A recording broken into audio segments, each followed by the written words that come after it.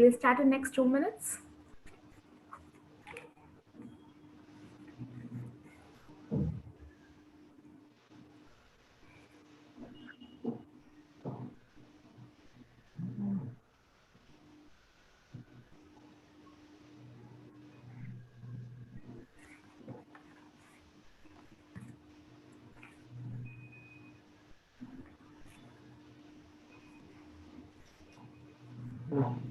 Requesting all the speaker panelists to kindly mute themselves.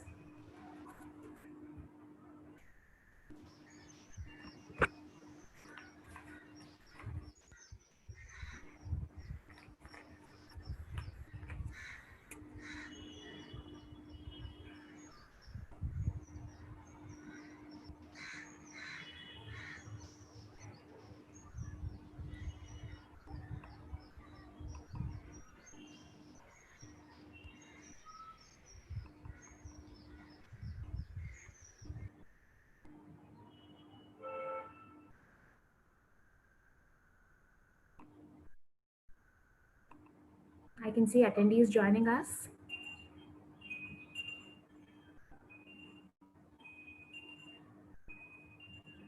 I'll just wait for a minute.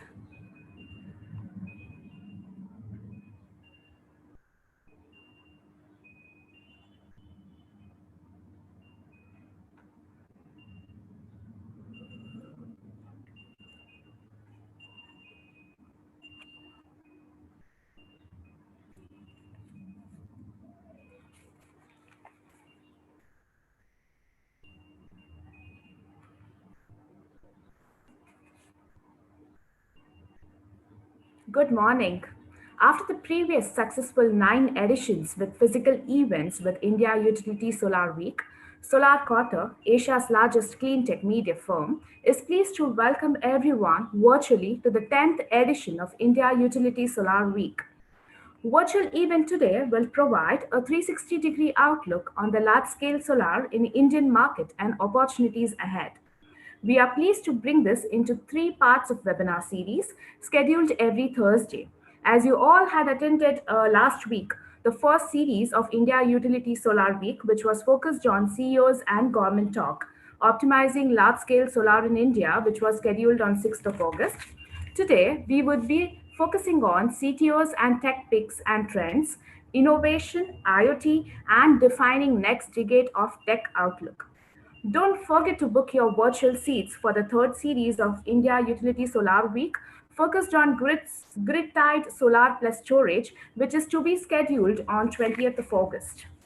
I would like to thank our sponsors, Platinum Partner Longi Solar and Huawei Fusion Solar, Diamond Partner Goodby, Gold Partner Sineng, Session Partner TBEA, Technology Partner Solace, Industry Partner Apar and Vaisala. Without wasting much time, we would be first starting with the first presentation by Mr. Vipin Bharadwaj, who is the Sales Manager India at Goodby Solar. Over to you, sir.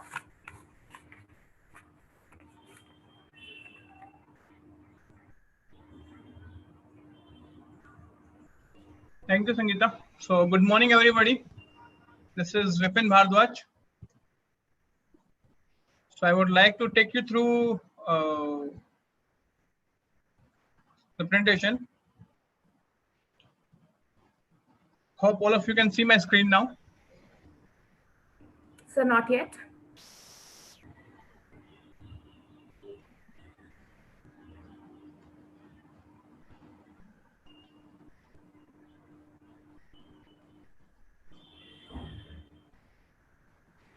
Can you please make it full screen, sir? Yeah.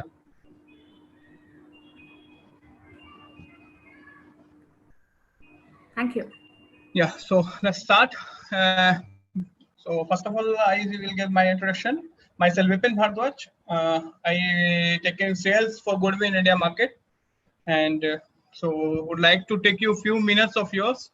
Well, I have tried to make my presentation to more quick and crisp, because I can understand there's a webinar, so we need to be very time strategic on that part. So let's start with the presentation.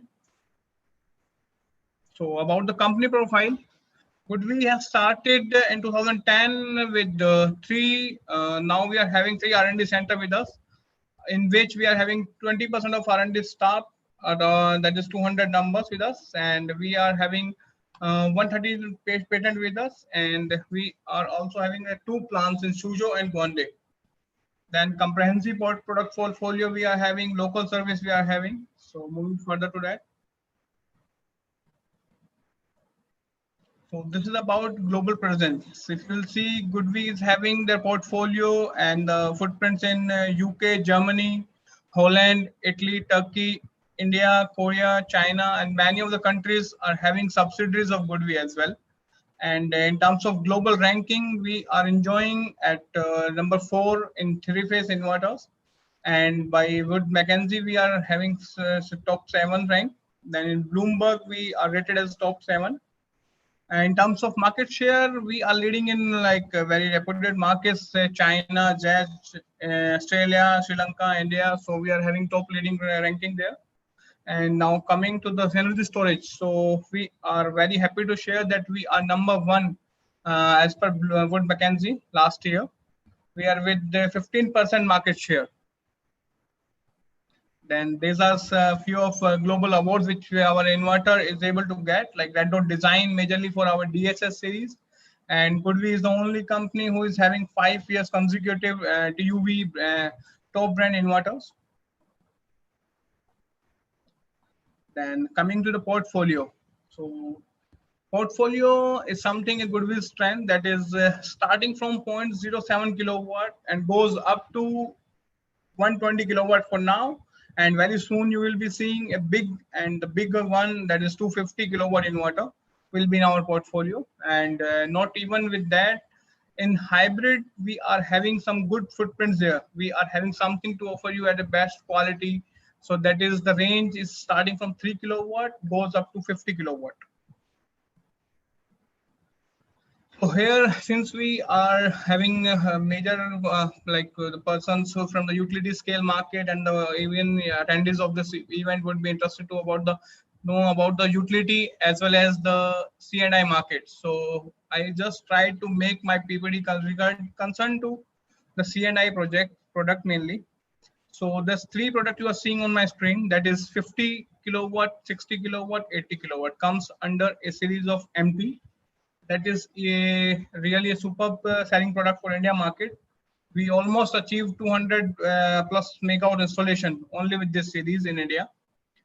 Then coming to the next series, this one is HT series that is now ready with us, having 12 Mbpt, 10 Mbpt, and along with all recent and required features.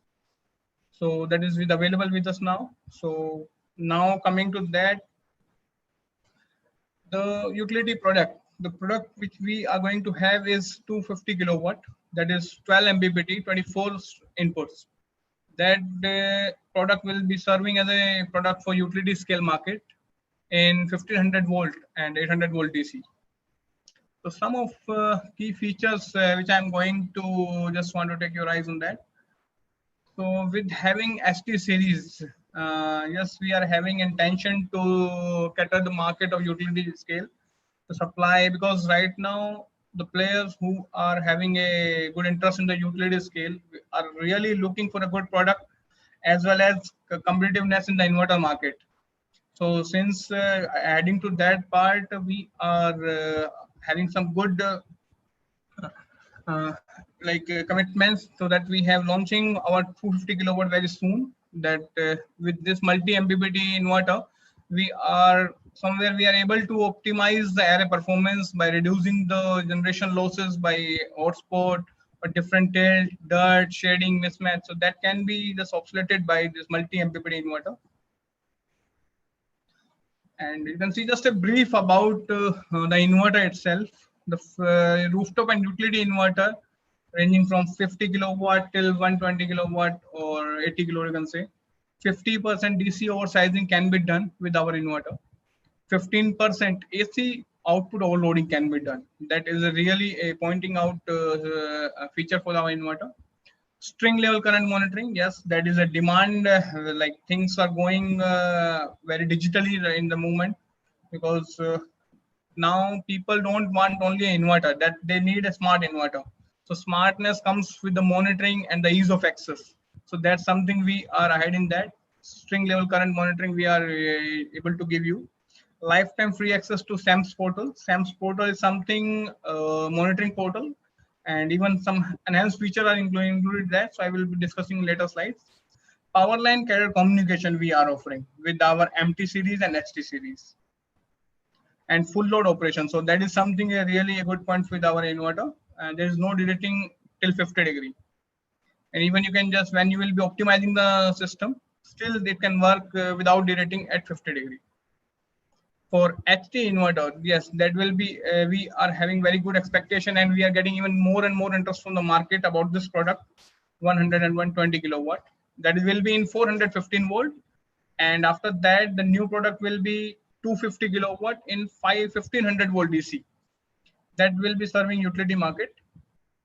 So you can see there power line carrier communication, that is the hot demand of the market, because things are moving ahead for the IoT kind of things, asset management, digital asset management. So this inverter can help the whole system integration by moving that plant to a digital asset management kind of. Internal humid monitoring is there, so that it can assess the things and the inverter, like is there any humidity, or it can go some like failure of the inverter. So that kind of monitoring we are doing. IV curve diagnosis, yes. So that is something a really a good part about the monitoring we are able to give you with these inverters. Then yes, like as you all people are aware that the module are in race to have higher wattage peak. Okay, so like anyhow, inverter is a friend of module. So how inverter can be like behind with that part? So inverter, our inverter is having a special variant of that particular modules, like bifacial module. We are having a special variant in MT series 50, 60, and 80. If you are putting bifacial panel in your sites, then you can use our bifacial version of inverter. So in that, the current input current would be higher. And monopark, yes, when we are going for a higher watt peak size module, then anyhow inverter need to have higher current ratings, input size. So we are able to give you that. So now about the storage inverter, because that is a really a hot topic. Like I believe that in coming 2-3 years, that would be a really a hot market for India. Like for that, we are more than ready as of now even. So you can see in single phase, we are having a very good series from 3 kilowatt to 5 kilowatt in two variant. That is EM and that is mainly EM and ES series. EM and ES series. Then coming to three phase, we are having 80 series. 80 series is 5 kilowatt, 8 kilowatt, and 10 kilowatt. So that is something like people in market are working on some kind of ESS system. They are trying to develop a home-based kit. So that is really a game-changing product, and we are having a very good market repo in this product mainly. Like our last year, Wood Mackenzie has given a first rank, having a 15% market share in globally. So I have discussed about the SAMS portal in my previous slide. So what is SAMS portal we are offering? SAMS portaling is nothing but a special thing, like that is plant monitoring management we can done. Switch reports and statistics we can do. Organizational management we can do. Error alarming we can do, because you see, if the inverter supplier is a rooftop player, like that's a Goodwe as of situation, Goodwe is a player of rooftop market, majorly C&I, because the product we are having is in 415 volt. So with that, there are some challenges comes in the picture, like organization management. There are people who are having small companies, they are having struggle to manage the plant. So we are able to give them a flexible structure to manage their whole plants and everything. This is like just a glance of our SAMS portal, how it is look like. So with this one SAMS portal, you are able to generate or manage your numbers of plant with one ID only. Like if your company is having one ID, then it can create a numbers of sub distribution IDs and can allow to different teams or different channel partners. So this is how it's a like a global. You can see the dashboard of this inverter. So this all about my PPT. So I will be there for any question offline. So thank you very much. Thank you very much for the insight, sir. With this, I would be quickly launching few polls before we proceed ahead with the next presentation. Yeah, yeah.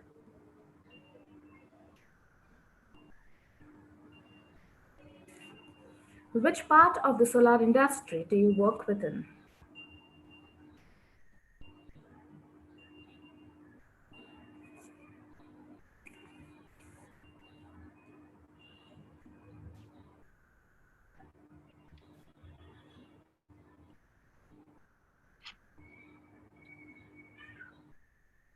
I'm closing the poll now. So we have a mixed category of audience today, but majorly from consulting firm. Thank you very much. With this, we will proceed ahead quickly with the next poll. What percentage of solar assets do you see completely digitalized in 2025?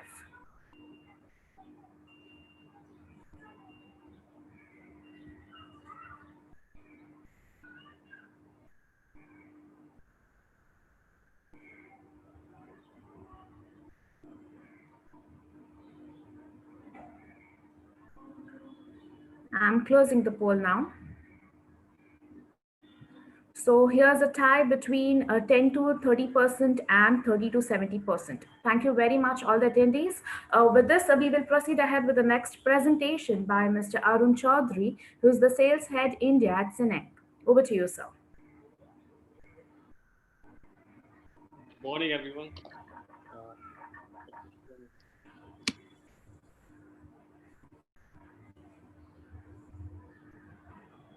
Can you please make it full screen, sir?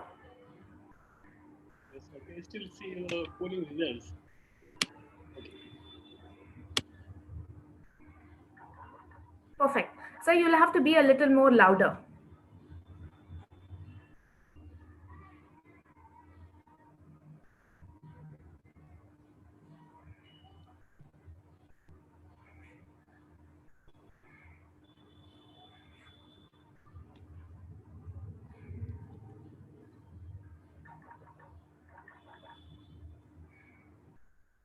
Yeah, we can see a screen now.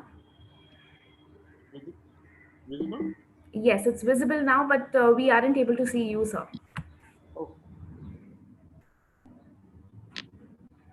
Now? Perfect. Thank you. Oh. So, good morning, everyone. I belong to a company, Sineng Electric. This is a Chinese firm. And we have our one factory in China, one factory in India. We are the first company from the inverter side who are in a position to manufacture from the India. We started our journey in 2009. Let me show you. Yes, so we started our journey in 2009. We founded our company named Sineng.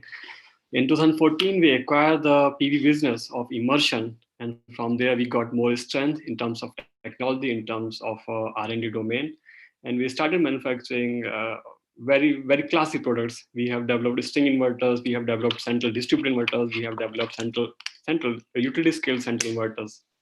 That is perfectly outdoor. Then in the 2015, we changed our name as a Sineng Electric. In 2016, we extended our portfolio in factory, and that is the third part. In 2017, we explored the other markets like India, Brazil, Italy, Vietnam, and nearby countries.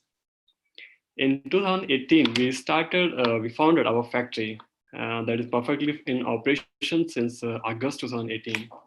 And in 2020, we got ourselves registered in Shenzhen Stock Exchange. So step by step, we are gradually increasing our portfolio, our business, our technology, all kind of portions. So yes, this is a photo when we acquired the immersion. In this, we acquired the R&D division, R&D labs, everything. Their team, the complete R&D team is working with us. It's about 35% of the total employees are working under R&D sector in Sinang. Here, I want to show you the factory. This is in China on the left side, and the right side, this factory belongs to the Bangalore. The capacity for the Wuxi factory is 13 gigawatt, and for the Bangalore, it is 3 gigawatt annually. Now we are extending many orders for the Indian factories. Recently, we have witnessed the change in taxation system in SGD, in the BCD. So due to this dilemma, now developers, they are more focused about to take it from the India, that is made in India concept by Mr. PM Modi. So here we are extending more in the Bangalore location to cater the Indian market. Yes, these are our supply chain partners. We are working to find more and more partners to take the initiative for the Made in India and pass on the benefits to our developers. Basically, Infineon, ABB, LS, many more to name. Yes, they are our global clients. I can say we have worked a lot in the China and the Asian countries. Now we are focusing for the India since 2018. Yes. So there's a few list of our prestigious partner. SoftBank, Avada, Tata, Shapoorji, the name goes on. Yes, so giving a brief information about our position, globally position. As a global player, we are at number 6, top number 6. If I talk about the India in the 2019, if I talk about the shipment, we were at the top number 5, and the globally we were top number 6. If I talk about the financial 1920, you can see we are at top number 2. I can mention one thing here, that we came in India with a big plan. We have our factory first, then we start doing the sales activities. Our vision to stay here in this Indian market for a long term, to give profound services. We don't want to quit. We want to serve you till 25 years or even after that. So like the Mr. Modi, he is in very favor of the DCR content. We want to protect our industry. In the same way, we are also doing it made in India. Yes, there are few sales and project reference just for the information. We are working in Brazil, Ukraine, UAE, China, Korea, Vietnam, and many more places are still under BD activities, but the results are yet to come. So give you a brief idea about our growth.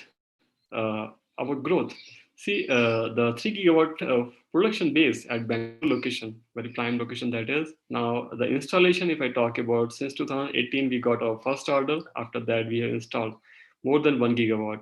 It is all central inverters. Now, as of now, we have 2 gigawatt of Indian orders. We have 6 sales centers, 7 service centers, and more than 50 employees to work for central inverter domain in India. Supply is okay, but it comes with a cost. We are very careful about our services. We really want to pay more and more attention to give you the plant availability, better performance, and better partnership to all together. This is our service timeline, which we want to show and commit here also. We have the 3-level maintenance system, in which level 1, level 2, and level 3. This is the default application for all kind of projects. We have a keen interest to give you more in terms of generation. Ultimately, it is a revenue loss. So we are putting up more and more service centers and warehouses also.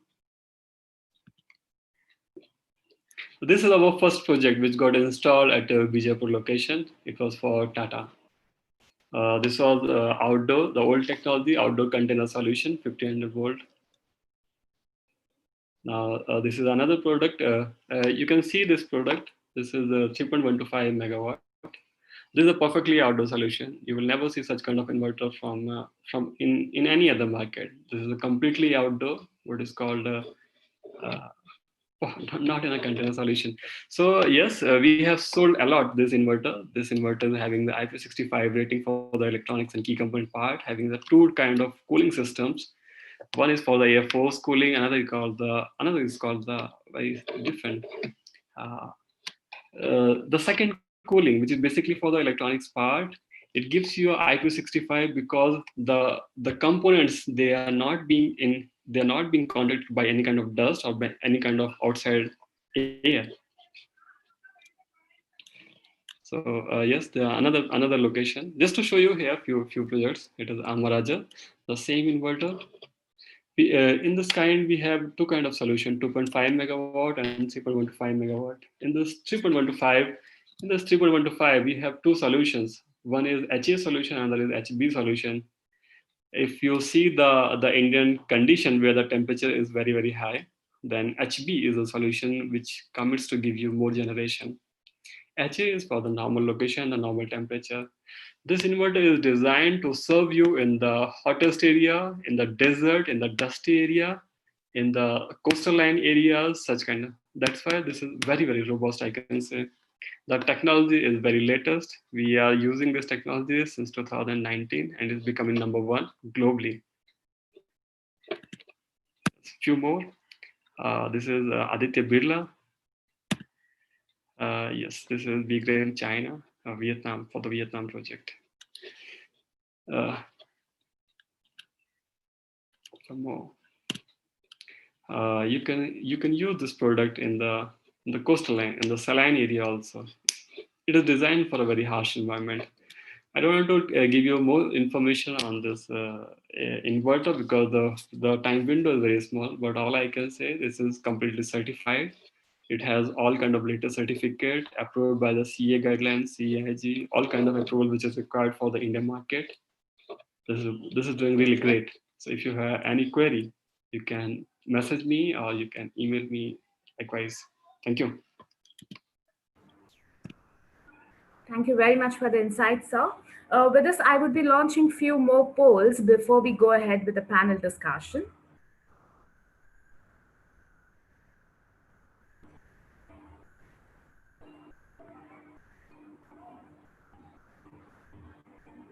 By when do you think India will become Atmanirbhar in solar manufacturing?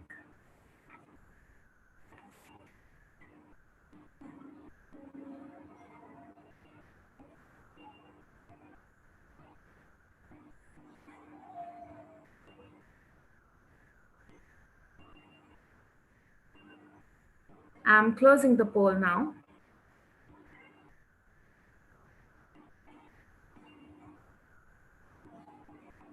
So there's a tie between 4 to 6 years and more than 6 years. So 33% of attendees agree with more than 6 years it will take, and 35% of attendees agree that it will take 4 to 6 years. Thank you.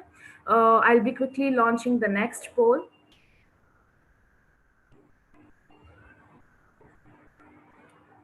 How would you rate the current performance of solar assets in India?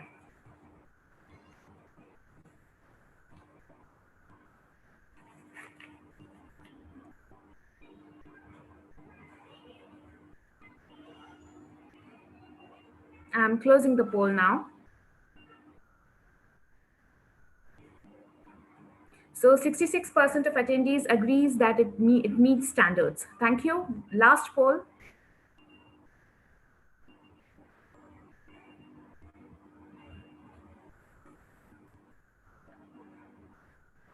What do you see as the latest trend for IPPs while emphasizing on O&M?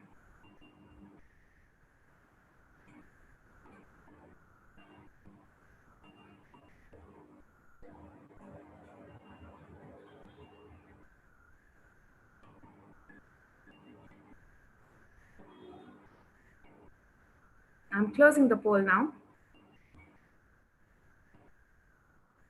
So 42% of attendees agree with partial mix. Thank you very much, all the attendees. With this, we will proceed ahead with the panel discussion. The topic of panel discussion is going to be CTOs and tech picks and trends, innovation, IoT, and defining the next decade tech outlook.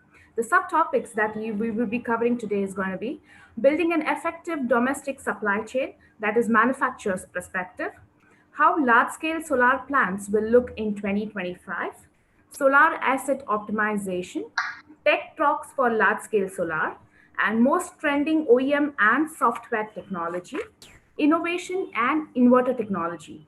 So we have eminent speakers who have joined us today. Mr. Deepak Saxena, who is an head engineering from Avada Power, Dr. Arul Shanmukanan Sundaram, who is a chief innovation and business collaboration head at Tata Power, Mr. Ravindran Sundar Singh, who is a director, design and engineering from SB Energy, Mr. Sudhir Pathak, who is an head engineering at Hero Future Energies, Mr. B.K. Bajaj, who is the CEO at Apar Industries, Mr. Idrish Khan, who is the CTO at Solis. Now, I would like to hand over the session to Mr. Saxena to take it forward, who would also be moderating the panel discussion. Over to you, sir. I request all the panelists to kindly switch on their cameras and unmute themselves. Thank you. Thank you, Sangeeta. Welcome you all. Good morning to everybody, all the panelists, all the attendants. First time I am seeing a pure technical session has been organized by any organization. Mostly all the discussions are more concentrated on the business and administrative and the regulatory regimes. So I would like to keep it purely technical, and we will not like to discuss much on the regulatory mechanism or the business needs. So as a solar IPP, I think we have done a long journey from 2011 when the Gujarat policy was under implementation, and at that time the cost of power was something around 15, then it got reduced to 11 and something 9 rupees, and from there to today 2 rupee 36 paisa. So it is a very long and adventurous journey. I entered into the solar business when we first implemented our plant at rupees 11 in Gujarat. Now we are at 2 rupee 36 paisa. So challenge always come to the technical people that how to do it, bring out some solution. He is doing, we should also do it. Or other country is doing, why we Indians are not able to do it. If there is a bid in Abu Dhabi or a bid in Dubai and it brings some astronomical low cost, and we listen immediately that what they are doing, you are not able to do. So it is a challenge. I know all the panelists are facing this channel, especially Ravindran Singh, Sudhir and Arul, who are in the hardcore technical decision making, including me. So we have seen also a long jump in the technology. Earlier we used to have the mono modules with BSF technology. Today we have almost moved to the multi with BSF, then we moved to the PERC, then mono PERC, and now we are talking about the double-sided, and all these things are moving. From inverter we moved from 2 level to 3 level, and now R&D is already going for the 5-level inverter technology. So technology has also improved both on the conversion side and the generation side to bring down the cost. And slowly people have matured that how to optimize the systems to bring down the cost. So there is a lot of contribution from the engineers to bring down the cost, and countries seeing the advantage of that. But still the future challenges are very high. Expectations are very high from the country. And let us first see that the main topic, that how we see the next 5 years. So first I would like to go to Mr. Arul, and because he is mainly dealing with the innovations in the Tata, and Tata being one of the biggest player both in the development as well as in the EPC on both sides.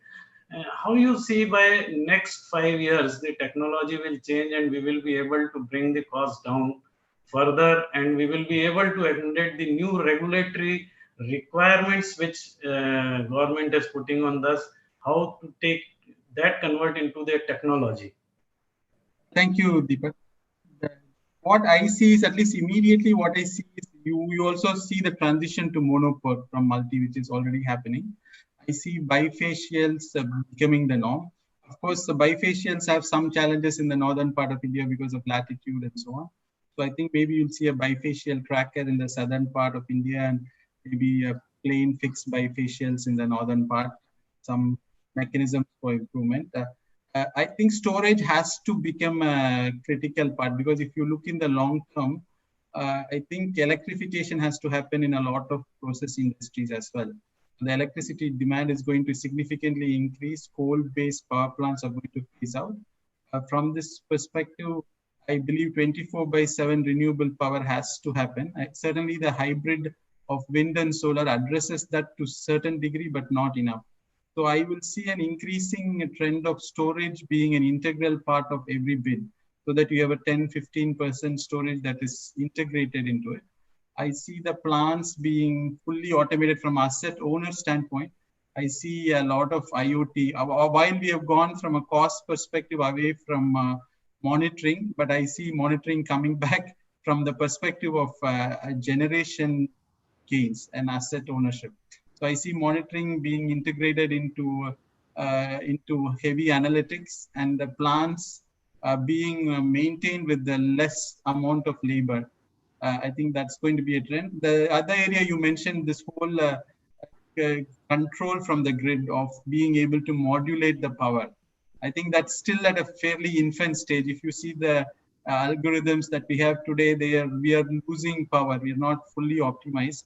I see the PPCs maturing to a higher level with more control from the grid side, from the load dispatch centers. We'll be seeing more control of the plant directly through inverters, and also mechanisms with storage integrated. Certainly the energy is not lost. The energy can still be utilized, unlike today where it gets clipped and lost.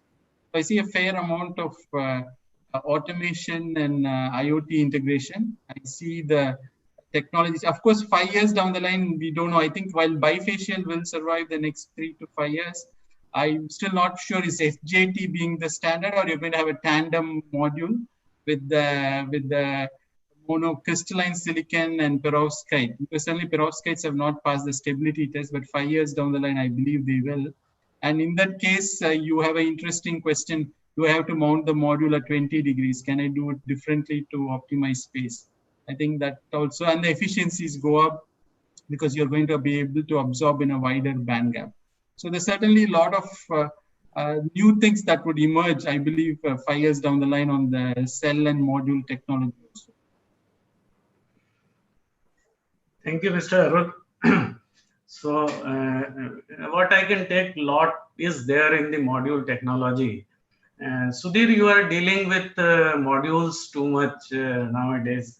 So how do you see that the bifacial module energy assessment can be done surely, which is bankable? That is one of the challenge we as a technologist face, that the prediction can be depends upon lot of parameters which are not so fixed or variable, or there can be uncertainty factors too much on that. So if you want to assess the energy generation from a bifacial module, do you see in future we are going to face problem in the bifacial module energy assessment? And number two, as far as both perovskite technology, which we expect will mature in next 5 years, maybe from 2025 onwards it may mature. But basic thing is that it is amorphous silicon technology. And as such in the country, our experience with the amorphous technology had not been very good. If you see today the Charanka plant installation. So what is your take on these two things? Right. Thanks, Saxena sir. So it is first of all good that we are on the same page, on the same platform when we are talking after a long time. So coming to the first question is about the bifacial. So just to share that we have done several experiments with the bifacial modules. It is not today, but maybe 3 years back we did. And what we did, that on our building roof, we installed three modules. We created a table in which we installed three modules. One module, a normal plain vanilla, you have polycrystalline. That time polycrystalline was much in vogue. And then we took bifacial modules, two bifacial modules. We raised the structure so that we have enough diffusion, enough light reflection. The tilt was also like this and no shadows were around that. And then we fixed the microinverters in each module. Then what we did, in order to simulate that, what really is the efficacy of that, we created the different background of one of the bifacial module, right from black, brown like Badla sand, and then white, and all those. So when it was white, we found that the generation was 20% more when it was totally white. And with brown and like Badla, we found only 3 to 5%. So that gave us some us confidence to think the bifacial module is effective, especially when the background is very, very white. So as being marketed and it's being touted that the future will be bifacial. So I perceive there are two reasons. Number one, the mono-PERC modules or mono-PERC cells, they are naturally bifacial actually, because you already you have taken the AL BSF layer, so you're already exposing a lot of things. So they are naturally BSF. That's why they are the differential of price between mono-PERC, monofacial, and mono-PERC bifacial is very, very less. However, in the Indian scenario, which is completely an agrarian economy, where most of the land is agricultural, and maybe Badla land is sandy, but still, as I told that being in agriculture, it's a green land. It has a very, very little albedo. So I don't, and in the Badla land, unlike Saudi Arabia, where you have a shiny sand, where you have a better albedo.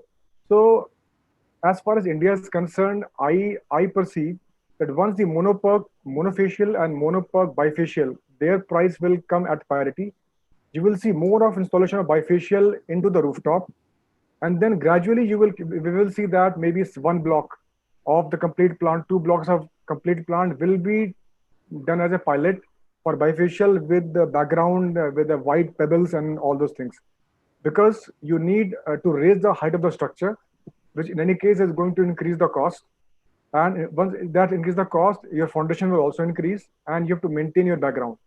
So this is what my perception about the point number one. Regarding the perovskites, so you're totally right that perovskites, but what I foresee that is going to create really a disruption in the system, in the sense that perovskite will never come as a standalone amorphous. As Arul took the word tandem. So the perovskites will definitely come since they are having a different band. They are able to receive the wavelength of different band from the spectrum. So there will be a tandem. They will come with tandem. They will be because as per the latest studies, perovskites are not stable as of now, but they are more or less stable when they are applied along with the crystalline technology. So definitely they are going to come with tandem, and in that case we will see that there will be the future will be, because perovskites is not you can say it's not a natural thing. It is a synthetic thing. Whenever it is synthetic, its cost can go anywhere, right? So it can even come down to 5 cents watt peak.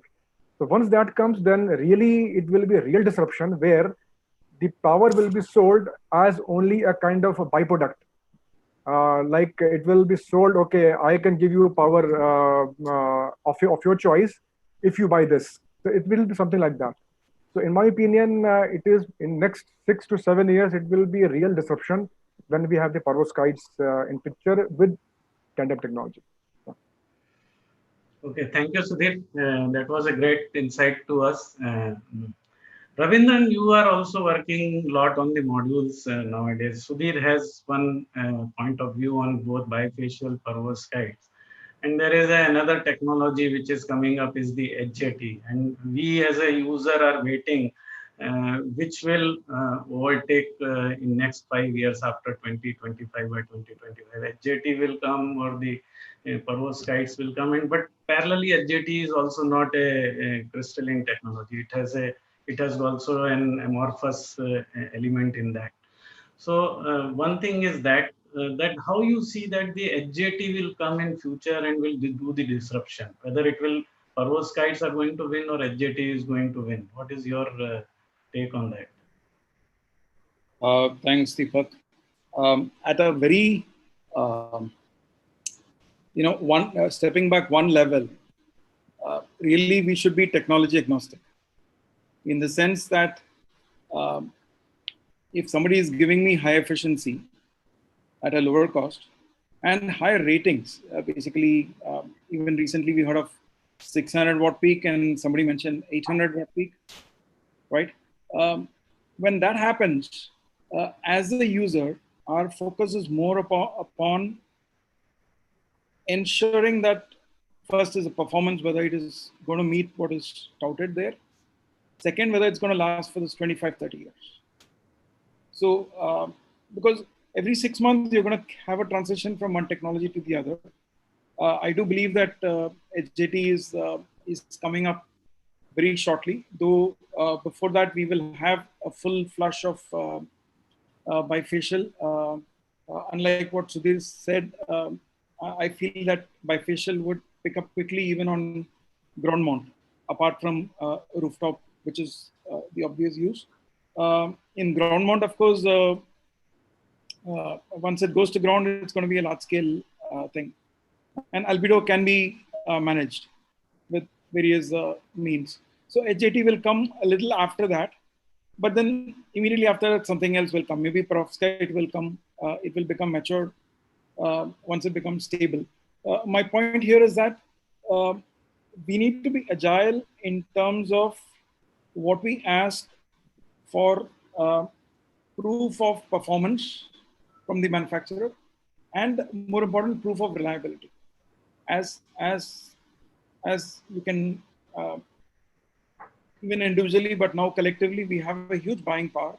We can very easily force manufacturers to come out with all these test reports, extended reliability tests for all these new technologies. Otherwise, it's a guessing game for them also, whether really after 3 years, what's going to happen if aging takes place. That would be my perspective for new technology. Yes. And as an organization, we do have a full innovation team, which keeps a watch on the horizon and a little beyond the horizon to look at these technologies. I think based on that, HJT is very much upon us, and we will use it. Okay, thank you. So during this our journey from 5 or 10 megawatt plants in 2011, now if you talk a large utility scale plant, in recent bits we are seeing generally people are targeting 200 plus megawatt in the large utility scale, and that is what is becoming a latest trend from last 6-7 months. And inverters have a great role to play. It's from 500 kilowatt, now they have reached more than 3 megawatt. Somebody is coming with more than 4 megawatt. And this has a huge change in the technology in the inverter. Mr. Idrish, you have been dealing with the inverters quite frequently.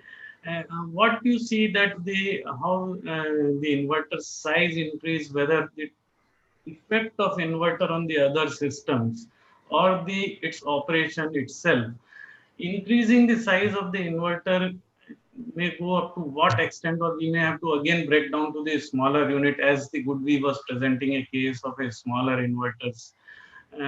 How you see the future is going to change, and how it will affect the other systems of the plant? Thank you, Deepak, for this question.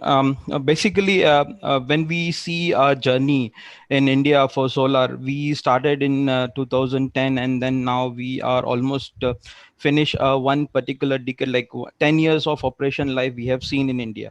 So we have seen that technologies all itself has been in demand into the market because the necessity, it is a necessity.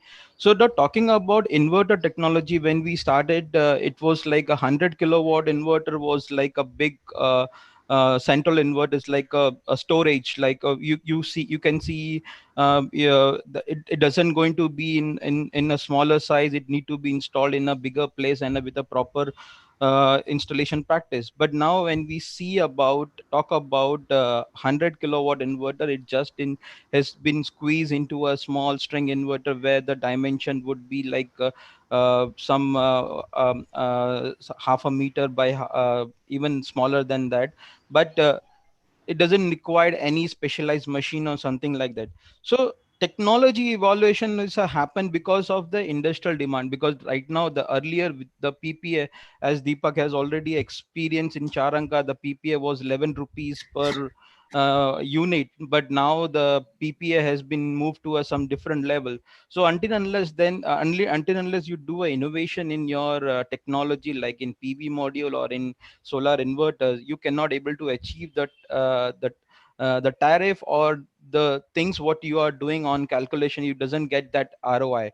So until unless we do that, it will not be achieved. So talking about inverters, basically very important thing is like what size should be the would be the ideal, because when we are talking number of in bigger plant, 100 megawatt, 200 megawatt, and if you look into the design perspective, if we talk about central inverter, everything would be like DC need to be harnessed and that need to be connected to a central inverter and to then to be evacuated. So 4 megawatt or 5 megawatt, it's still a question right now, because the semiconductor industry is also need to be get evolved at the same time. And another thing is like there are some other components like related to a plant, like which are switch gears and cables. Even those components should also need to be get evolved. If we increase current, that we should also able to find the suitable breaker to be available in market to use it. If we do not have, there is no point of using 4 megawatt inverter or 5 megawatt inverter to in your solar plant. Similarly, talking about string inverter, right now we are seeing a trend in the industry that people are moving towards string inverter technology in a bigger power plant also, like because as per the design perspective, it's look exactly same, because we are replacing the DC combiner box with an actual string inverter. So here now we are not doing DC harnessing, we are doing now AC harnessing.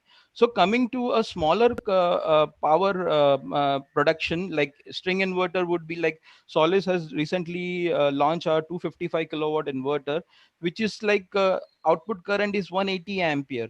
So talking about the balance of system, it is not about we are putting an inverter which has certain features and functionality, but also we need to consider that how much that inverter can able to match with the requirement, like cable cost, the breaker cost. All this aspect also need to be considered. Then only you can able to make sure that your plant as if the plant is getting bigger and bigger, you will see this calculation will go on more more on to optimize that part.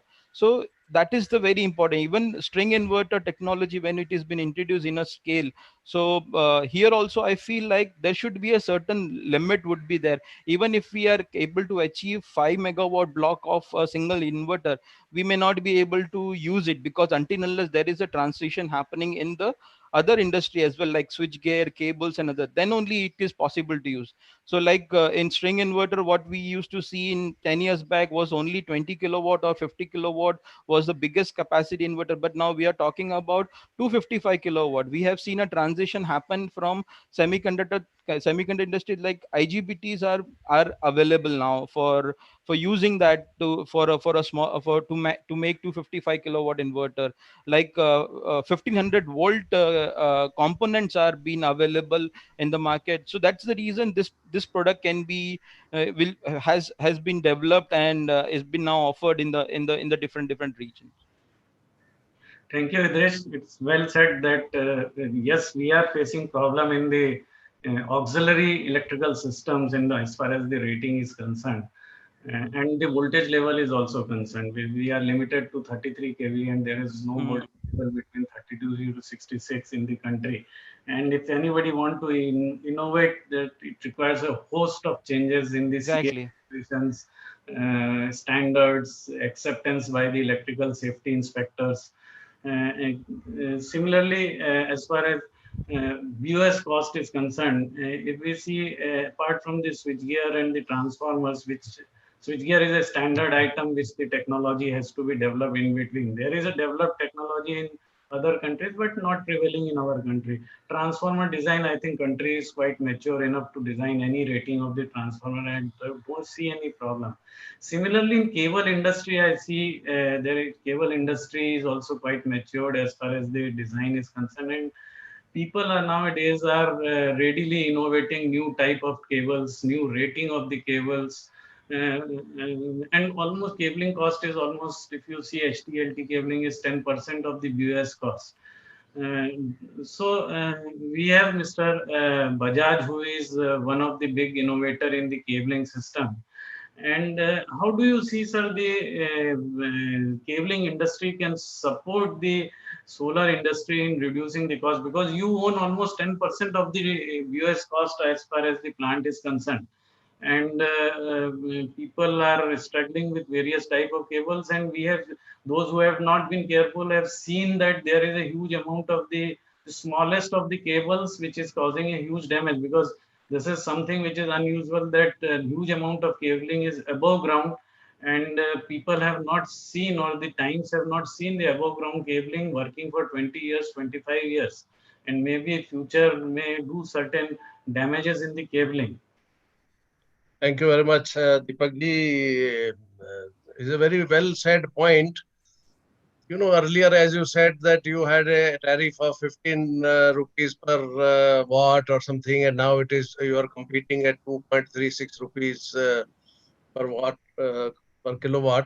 So, obviously, all of you must be struggling how to reduce the overall cost. And cable, as you say, happens to be a significant part of the BOS. Now, there are issues like, in good old days, maybe only copper cables were being used, so they were very expensive. The easiest thing which to cost reduction people could think of was to convert from copper to aluminum. And cable wise, that reduced the cost. But, people who are in the engineering side on the cable, on the solar side, maybe, they should some of the companies are open to the innovation or the idea of how to implement little different type of cables being used. There are opportunities. For example, the solar string cable is rated at 120-degree maximum operating temperature, because there is a EN specification for the solar DC string cable, and therefore you have no choice but to use that. But when it comes to cable which is taking the power to the inverter from combiner box to inverter and further down the line, there are certain specifications like IS which are limiting only to 90 degrees centigrade maximum operating temperature. Now, if you are in an overground situation where ambient is current rating of cables are defined considering that you have a ambient of 40 and the maximum operating of 90, and therefore as a keeping some cushion, you design at 80, 85, 82 degree or something, keeping 10% down. Now there are cables which are available which are rated 105 degrees also. For example, in USA, they don't use 90 degree, which we use in India. They have standard only 105-degree cable. Then there are issues like, you have a standard sizes of cable, like from 185, you go to 240, 240 to 300. Now it is 33% jump which is taking in the size. There is no size in between. So, these are some of the issues maybe the solar industry should reach. If you need actually 270, you have to use 300.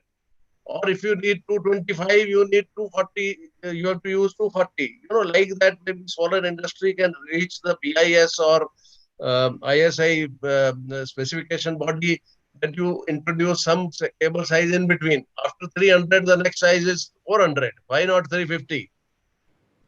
like that, there should be industry versus solar, some dialogue should be taking place. And this 105-degree rated cable can actually help you in a high ambient zone where the solar projects are installed, like Badla or other places where ambient in summer may be going to 47, 40, 48 or 50 degree. Then you are derating the cable significantly. But if you have a cable which is suitable to operate at 105 degree, you can make full use of the capacity of the cable instead of derating the cable. So you can do better sizing, you can do optimization, your cost will, I'm sure, will come down. Then there are issues like, you want solar string cable to be flame retardant and all those kind of things. But when it comes to using the XLP cable for DC or AC side, nobody bothers about the flame retardant property. Some people use even the polythene outer sheet. There are now compounds available of flame retardant polythene also available, So it will help you to make a standard good quality product, because ultimately you set up a project for a life of 25 years or more. But if you use the materials which are not going to last for more than 25 years, then you are compromising the thing.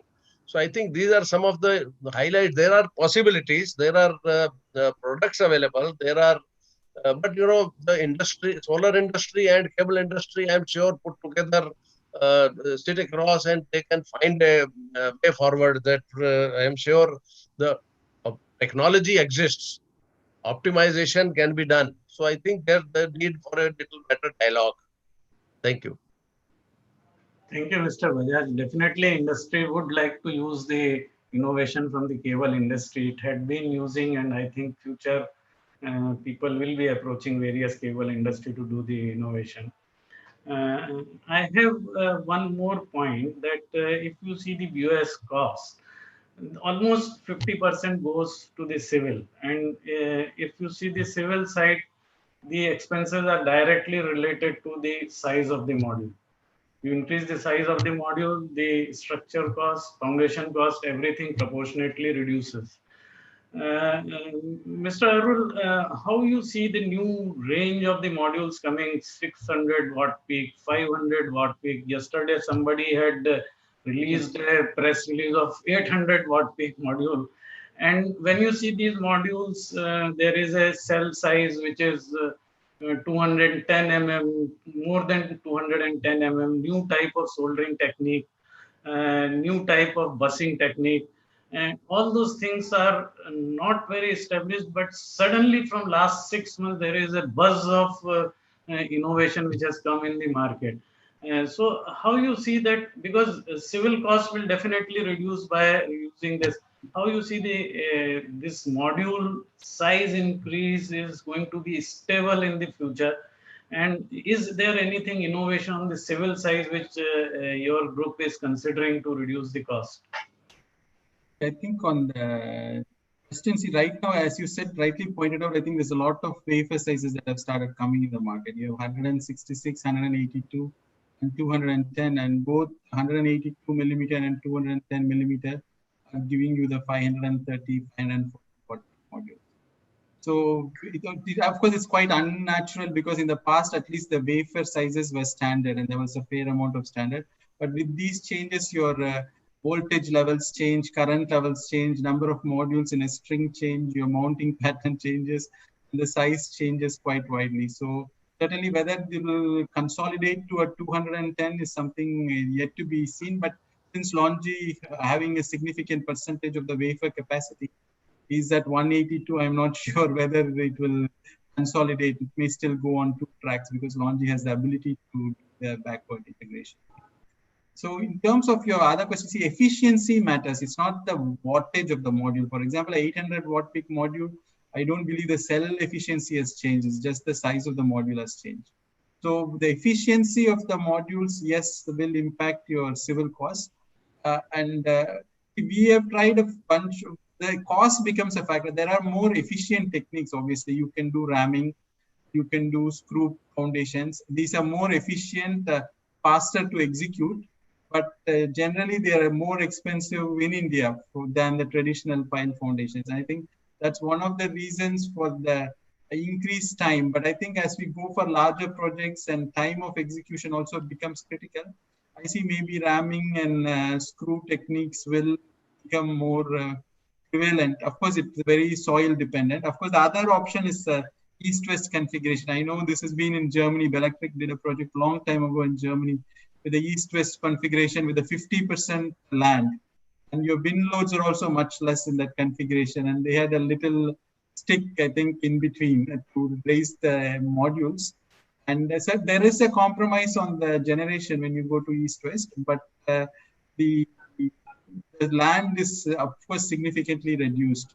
So we still, I think, see, all of us work on the economics of each solution and see which is giving us the lowest LCOE, and we've not found that energy loss and the additional DC you require to make up that energy to compensate for the gain. But I think with the reduced module prices and increased efficiencies, one can still take a relook at this approach also of east-west configurations with less wind loads and less civil requirements. I think that could also emerge as we go. And then the other part of the civil cost, the inverters and so on, I think if you go to the string, in fact, see, the question is whether you're going central or string. I think it's still a debate. There are advantages with string in terms of a long-term maintenance. You don't need to maintain your downtime will be impacted to a smaller capacity, and that effectively your generation comes higher in the string. But I think whether you go micro or go to a larger, I think that's another discussion. But most likely it will probably move into a string. Again, then the civil cost will be lesser, maybe smaller foundations, but it will be much lesser. Maybe you will have that's how I see it. Okay. Thank you, Mr. Arun.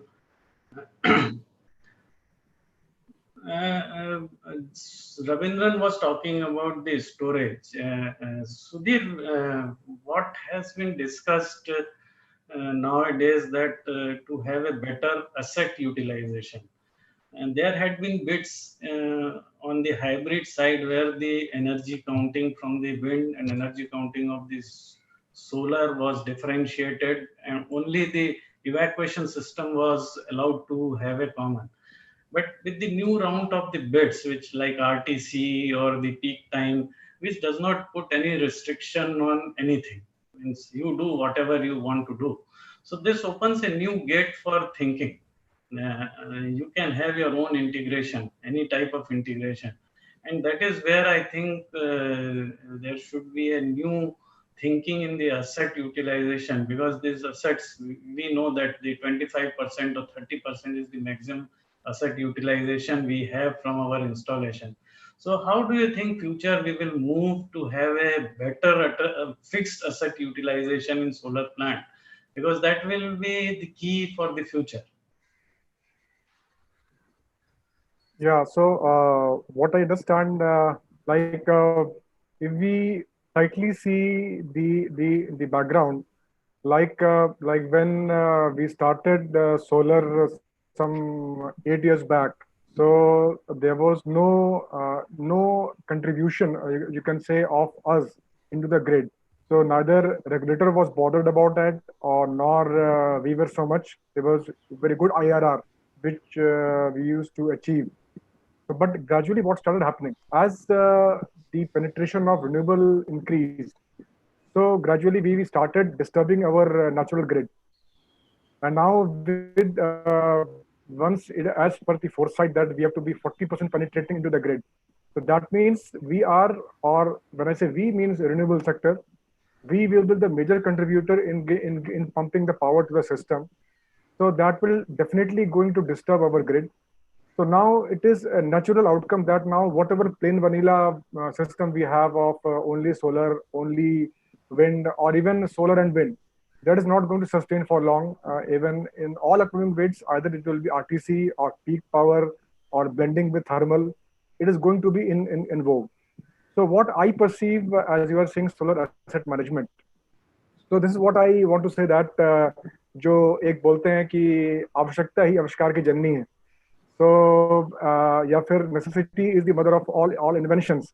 So I tweak word invention into innovation.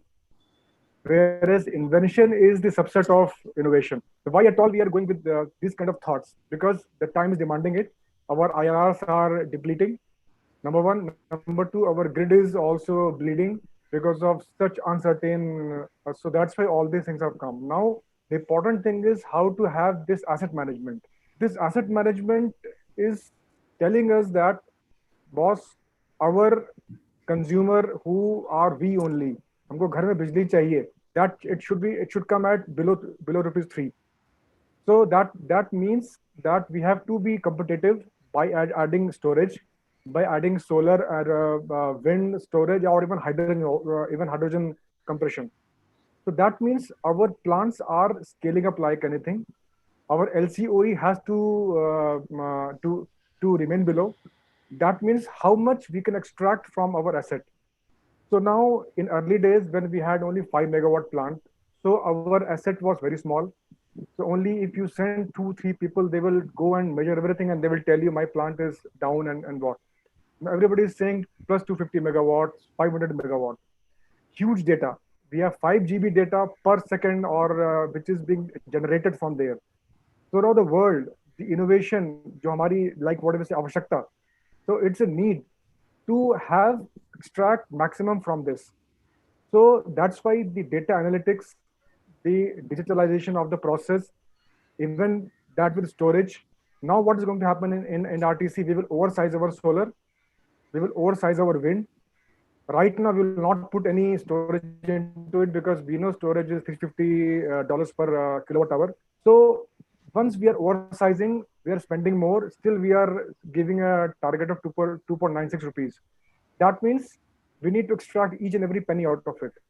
So what I feel that for the asset optimization, there should be right from day one when we bid, and then we maintain complete monitoring of LCOE. So that will lead to disruption into digital transformation, where each and every right from bidding to asset optimization, like if in case I say about the maintenance part during O&M, there will be prescriptive maintenance. We heard about firefighting maintenance, right? Or we heard about the predictive, heard about preventive. Now it is going to be prescriptive. That means every maintenance will be done wherein there will be an algorithm by the experts like who are sitting here, who will tell the software engineers that if my system is going to behave like this, I presume my inverter is going to fail after 10 days.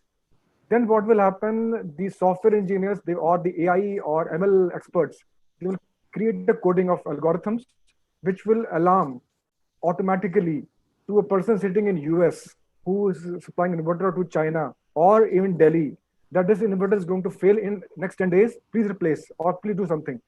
I think the future is going there.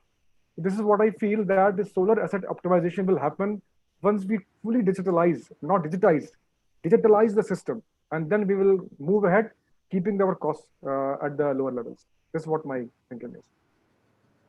Thank you, Sudhir. Thank you. Mr. Idrish, if you see the new regulations, there is a requirement from the inverters that they have to respond very fast and to keep up the replacement of the electromechanical energy conversion theory. Means as the grid is progressing, we are seeing more and more electromechanical machines will reduce and more power electronics is going to come. So the grid operators are demanding that whatever was the grid is used to function, and the way it used to be response with the electromechanical machines, and the similar response should come from these power electronic machines also. So how you see the inverter technology? What is expected changes that should happen in future, so that in future we can replace these electromechanical machines very easily, both on the generation side as well as on the consumption side? Because on the consumption side, you see for the energy efficiency, people are installing more and more drives there. So both on the consumption side as well as on the generation side, power electronics is entering very hugely. So how you see the demand will be balanced for the grid operator by the generators? See, previously what we are using the solar power plant is just like adding more. It's a substitute for the national thermal plant, what they are actually producing electricity, and solar plant was just like adding some. It's is actually giving us some substitute option, so where they can reduce certain amount of load. But now because the solar penetration is keep on increasing, so there is a certain regulation has been demanded that the way thermal power plants, conventional power plants have been controlled and regulated, the similarly solar power plants should also be regulated. So that is the reason when we see the first guideline was been published by CEA was in 2013. And if you look at those guideline, it was not so stringent. It was very basic thing, which was very nominal requirement what they have mentioned. But recently in 2019, CA has amended that guidelines again, and they have imposed some more functionality which a solar power plant has to comply. So the guideline has now been released. It is there on the ground. So what function they are expecting from a thermal power plant to control the electricity based on the reactive power demand, and when it is having a certain amount of power cut, that because of low voltage right through or high voltage right through. So similarly, the solar power plant also need to comply with that. So very first thing, when inverter is been designed and manufactured, so these parameters are already been considered, because not only the CA guideline, there are other certification, other requirement like IEC 61727, 62109, 62116 for anti-aliasing. These are all stringent parameter which are need to be complied first, and then only the product can be released for a particular market to deploy on a project or something like that. So without that, it is not possible. So first of all, inverter itself is a machine which you need to make sure that this regulation should be matched. Now talking about CA guideline is like was not so much people are bothering, because in earlier we were not knowing how the solar power plant would be contributing, how it will going to scale up. But now when we have seen the scaling up of the solar plant is gone up very fast, and so that's the reason the regulation body has introduced this guideline. But in other countries there are already certain guidelines, like in US there is a California Rule 21, and for Germany there is a rule called BDEW code. So inverter need to follow those regulations. So whenever there is a certain demand is been raised by the grid discom or a grid company, that inverter supposed to supply a reactive power, so equally inverter need to get this information from a power plant controller, and then it will going to regulate. So this is how it exactly works, and in India also we are doing it, and inverters are following that regulation. But there are certain infrastructure problem also we have seen, like when we are talking about LVRT and HVRT, there is no inverter is able to do that function, but there is nowhere in the field where you can simulate this particular functionality, because nobody can go into make a short circuit between two lines. Okay, okay, thank you. Ravindran, Sudhir had been talking about the lot of accumulation of the data, and Idrish had been talking about the inverter controller. And as such, SoftBank Energy is developing few of the largest solar plant in country today. So lot lies on the design of such a big solar plant as far as the power plant controllers are concerned and the inverter response is concerned. So how you take these things that in future regulations will change, or we will change ourselves as per the new requirement of the system? Thanks, Deepak. That's an important question. In fact, I would go forward to say that the regulations are going to change at least 3 more times before they stabilize, right? So 2019 is not the end of it. The more you withdraw rotating machines, the more solar and wind have to, of course, with storage, they have to be able to manage the grid, right? So regulations are going to become more and more stringent. For example, they might want inverters to become voltage forming. Currently, we're just following the grid. Tomorrow, they might ask inverters to become voltage forming, right? Similarly, currently they are asking only for power factor of 0.95 at the point of injection. But conceivably going forward, if you're going to withdraw thermal machines, somebody has to supply the reactive power. And that has to be the largest generator who is around, which is solar and wind. So there will be more demand for reactive power. Like you mentioned earlier, there will be more demand for reactive power support during fault feeding, where instantaneously I have to feed the fault so that the voltage does not collapse. Similarly, real time, to avoid voltage droop, again, we have to be able to dynamically vary the reactive power. Similarly, the ramp rate of active power, the ability to uh, control the power without oscillations. Now, earlier, we tried to do this with some SCADA control in one of our earlier projects. In our last 3 projects, we have PPC. And PPC has so far proven to be quite okay in the functioning. We've used 2-3 different manufacturers.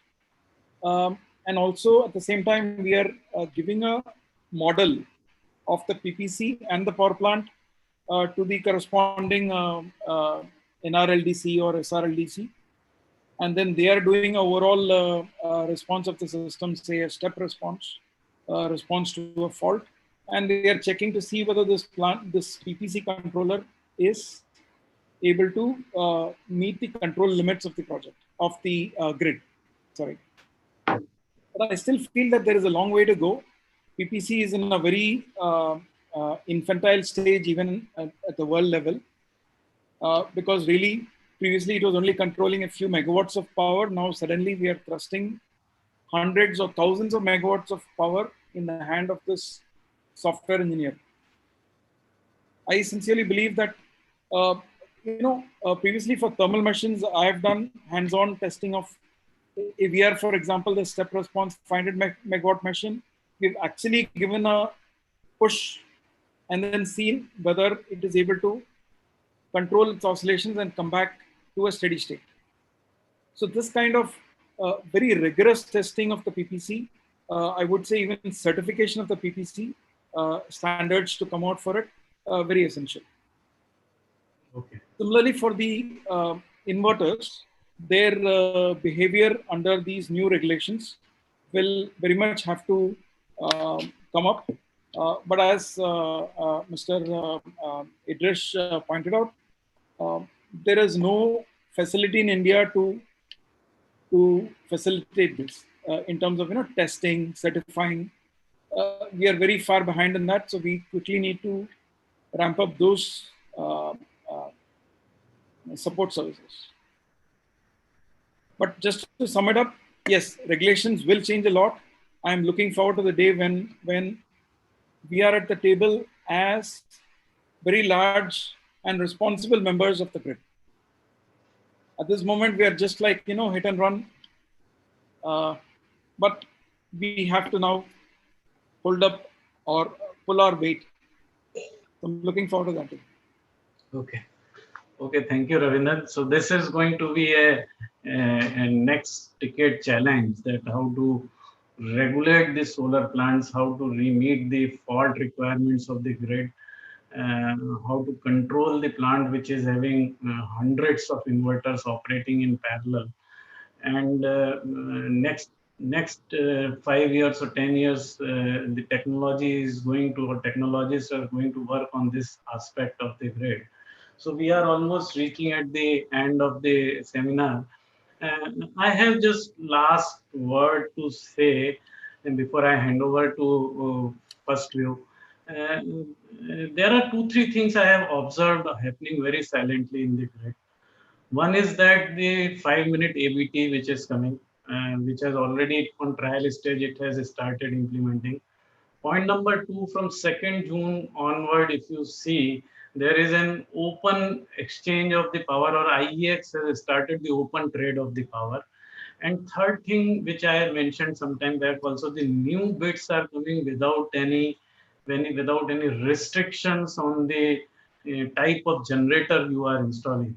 Now, and fourth thing which will happen in next few days, that the connectivity criteria are going to change. So these all four things together, if you see technically all these things, these are making us enabled to sell the short-term power in the market.